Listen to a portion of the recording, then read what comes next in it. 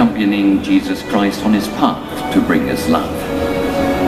Gaudi designed the Passion facade in 1911, at a time when he was particularly able to understand our Lord's suffering.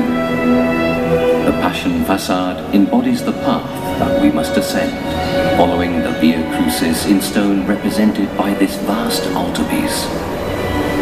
Our guide on this journey are the Gospels, which are depicted on the 2 bronze doors of the central portal. Here, we can once more read the story of the last days and the life of Christ. For Christians, this story reveals the depth of God's love. That is why we can read the letters Alpha and Omega at the top of the central column. This story of love is the beginning and the end, the key to the meaning behind everything that exists. We begin our climb up this unusual mount with its 3 different levels by following the curving shape of a letter S upwards. On the first level, we find the Last Supper. Here, the table hints at the meaning of all that will follow as a gesture of love. On the apostles' faces is concern, sadness, resignation, even despair, particularly in that of the youngest disciple who rests on the table.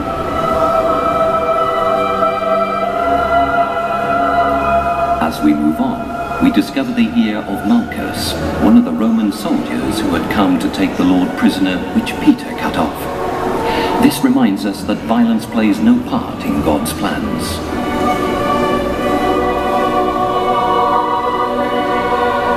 Then we see Judas's kiss, carved in a rudimentary fashion and speaking to us of so many human betrayals.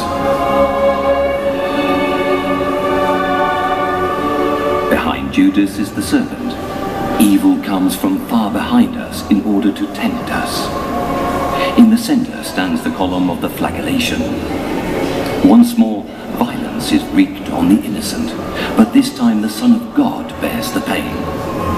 But he was pierced for our transgressions, he was crushed for our iniquities. The punishment that brought us peace was on him, and by his wounds we are healed. A little further along, on the other side of the door, is the denial of Peter.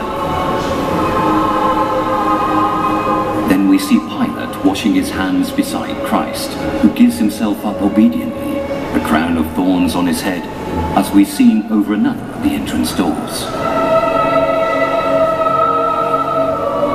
Ascending now to the second level, we find the beginning of the path up to Calvary. After the judgment, we see Christ's body on the ground, though we can still barely see his face.